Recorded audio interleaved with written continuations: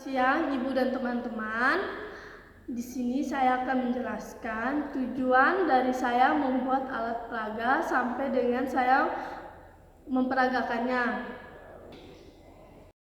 Tujuan alat peraga.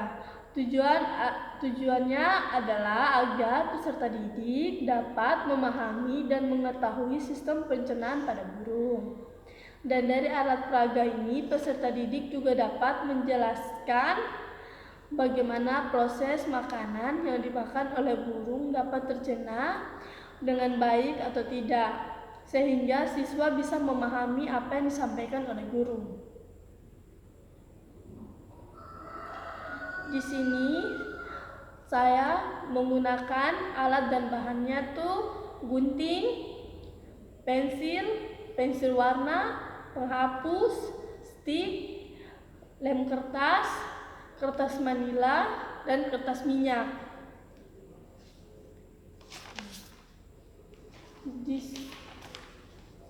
Cara pembuatannya adalah kita siapkan kertas manila, lalu kita potong bagi dua. Yang kedua, kemudian kita siapkan pensil, lalu kita mulai menggambar bagian organ pencernaan pada burung atau hafes. Yang ketiga, setelah itu kita warnai dengan pensil warna pada bagian rongga mulut, kerongkongan, lambung kelenjar, lambung pengunyah, hati, dan usus halus. Yang keempat, lalu kita potong kertas minyak kecil-kecil, lalu kita gunakan lem untuk melekatkan stik, kemudian kita tempelkan di bagian pinggir-pinggir kertas manila. Kemudian kita gunting kertas minyak kecil-kecil, lalu kita gulung kecil-kecil, lalu kita buat bunga untuk menghiasinya. Nah, di sini cara penggunaannya tinggal digantung di papan tulis, lalu di dinding, kemudian guru tinggal menjelaskannya. Selamat pagi anak-anak. Selamat pagi Ibu Guru. Bagaimana kabar kalian pada pagi hari ini anak-anak? Baik.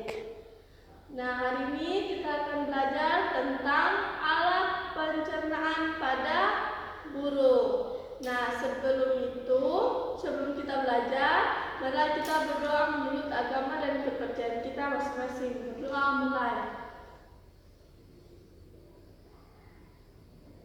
Berdoa selesai. Nah, di sini kita akan belajar tentang pencernaan pada burung. Nah, di sini Ibu punya alat peraga. Nah, sebelum Ibu menjelaskan, sistem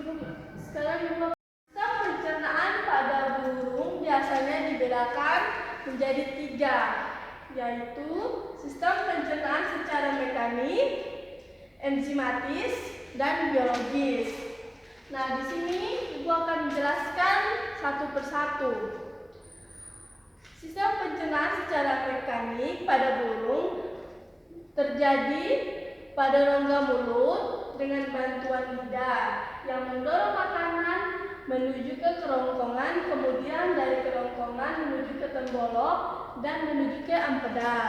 Nah, sekarang Ibu akan menjelaskan sistem pencernaan secara enzimatis. Sistem pencernaan secara enzimatis terjadi di mulut dengan bantuan enzim platin, di lambung dengan bantuan asam kroloda, di dalam usus halus dengan bantuan enzim yang dihasilkan oleh pankreas. Lalu, sistem pencernaan secara biologis. Sistem pencernaan secara biologis ini biasanya dibantu oleh bakteri atau yang disebut dengan mikrobiologis, biasanya terjadi di usus besar. Nah, di sini Ibu akan menjelaskan urutan sistem pencernaan. Yang pertama, rongga mulut. Nah, ini dia rongga mulut seperti ini. Nah, di dalam rongga mulut ini pakan dicampur dengan air liur dan enzim ludah. Air ludah ini berfungsi sebagai bahan nublis dan juga sebagai enzim secara enzimatis. Nah, tembolok. Ini dia temboloknya. Nah, tembolok terdapat di dalam kerongkongan pada bagian terakhir bagian terakhir. Kerongkongan terakhir ini kerongkongannya begini. Tenggorokan merupakan saluran penghubung antara rongga mulut dengan lambung. Di bagian ini pakan tidak mengalami proses pencernaan apapun. Pakan hanya melewati saluran ini. Tembolok juga berfungsi sebagai tempat penimbun makanan dan minuman. Nah, lambung. Nah, selanjutnya adalah lambung. Nah, ini dia lambung. Di dalam lambung akan mengalami proses pencernaan secara enzimatis dengan bantuan getah lambung. Getah lambung akan menghasilkan enzim, pensin, rezin, dan asam klorida. Fungsi utama lambung ialah menyimpan makanan sekaligus mencerna makanan. Nah, yang keempat, ampela.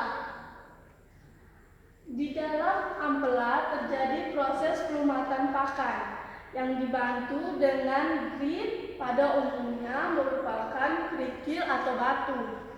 Pecahan kaca juga bisa, perumbukan kerang, dan lain-lain. Grit ini membantu griza dalam melumutkan pakan menjadi partikel-partikel kecil agar permukaan pakan lebih mudah dicerna dan lebih luas menerima penetrasi enzim-enzim pencernaan. Nah, yang kelima adalah usus halus. Usus halus itu ini. Usus halus pada burung tersusun atas duodenum, jejunum, ileum. Di dalam duodenum terjadi proses penyerapan makanan. Proses pencernaan usus halus dibantu dengan enzim pankreas, cairan empedu, dan enzim halus.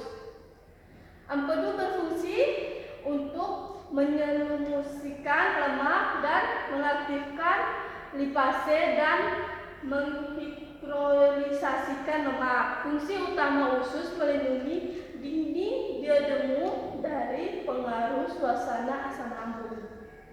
Yang keenam, usus besar. Usus besar masih menjadi substansi pakan yang belum dicerna dan tidak mengabsorbsi usus halus seperti selulosa dan hemiselulosa. Sebagian besar air akan menyerap dalam usus besar. Selanjutnya akan bermuara rektum dan akan dibuang melalui kuala. Yang terakhir adalah kloaka. Burung dan beberapa hewan vertebrata tidak memiliki anus, melainkan mereka memiliki saluran pembuangan yang disebut kloaka. Kloaka adalah sistem pencernaan yang terakhir, tepatnya adalah pembuangan dari saluran urin, saluran reproduksi, dan saluran pencernaan. Nah, jadi anak-anak, sampai di sini pertemuan kita. Kurang dan lebihnya Ibu minta maaf. Sekian dan terima kasih.